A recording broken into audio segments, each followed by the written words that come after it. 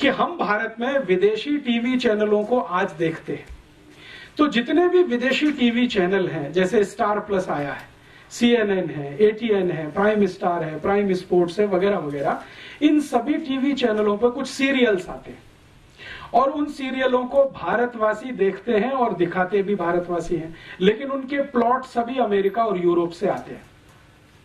भारत में star plus पे सबसे ज्यादा सीरियल दिखाने वाली एक लड़की है जिसका नाम है एकता कपूर, उसके सबसे ज्यादा सीरियल आते हैं।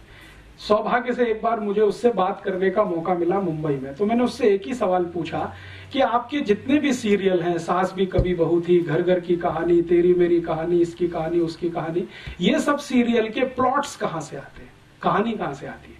तो उन्होंने कहा this is all imported. Plot तो सभी अमेरिका से हैं, यूरोप से आए हैं, कहानी सब वहां से आई है, उसमें हमने भारतीय पात्रों को फिट करने की कोशिश की है।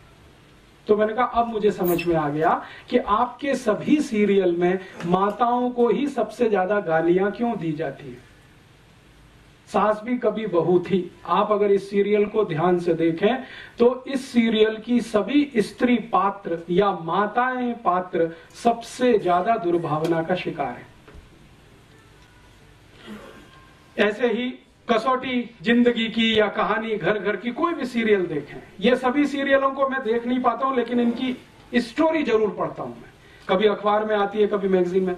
तो उन सब सीरियलों में एक माता दूसरे के खिलाफ षड्यंत्र कर रही है, दूसरी तीसरे के खिलाफ, तीसरी चौथी के खिलाफ, ननद भाभी के खिलाफ, भाभी ननद के खिलाफ, माता जो है किसी और के, इसी तरह के षड्यंत्र षड्यंत्र षड्यंत्र माताओं के बीच में सबसे ज्यादा, पुरुषों में कुछ कम, क्योंकि ये सब इंपोर्टेड प्लॉट्स हैं, यूरोप से आए हैं अमेरिका, तो वहां तो माता तो कुछ है नहीं, तो उसके खिलाफ षड्यंत्र भी हो तो कोई महत्व की बात नहीं है। यहां तो बहुत कुछ उसी पर निर्भर है, लेकिन हमने चूंकि आयातित किया हुआ है, उसको हिंदुस्तान का थोड़ा मिर्च मसाला लगा के पेश किया हुआ है, तो सभी सीरियल उसी तरह के दिखाई देते हैं इस देश में।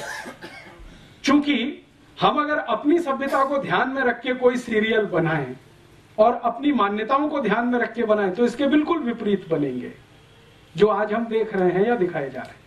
अच्छा, मैंने जब इनको कहा कि एकता कपूर को कि आप कोई भारतीय मान्यताओं के आधार पर भी, तो उनका आप प्लॉट बना के दे दीजिए, हमारी दिमाग में तो आता नहीं है, क्योंकि हमने तो जो पढ़ा लिखा है वो सब कुछ इसी तरह का है, मॉडर्निज्म का, यूरोपियनिज्म का, अमेरिकनिज्म।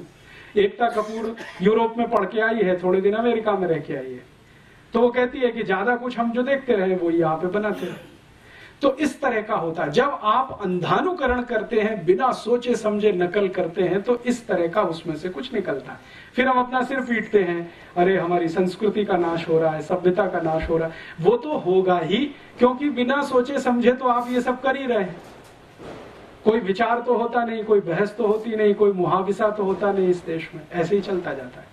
तो एक मात्र सत्तात्मक समाज हमारा, एक पितृ सत्तात्मक समाज उनका, अब कौन अच्छा कौन बुरा इसमें नहीं जाना चाहिए, वो अलग हम अलग। अब अलग अलग मान्यता और सभ्यता के लोग अलग अलग मान्यता और सभ्यता के ही कार्य करेंगे, तभी कुछ अच्छा होगा, नहीं तो उसमें से कुछ खराब ही निकलेगा। घालमेल करेंगे, फ्यूजन करेंगे तो खिचड़ी बनेगा।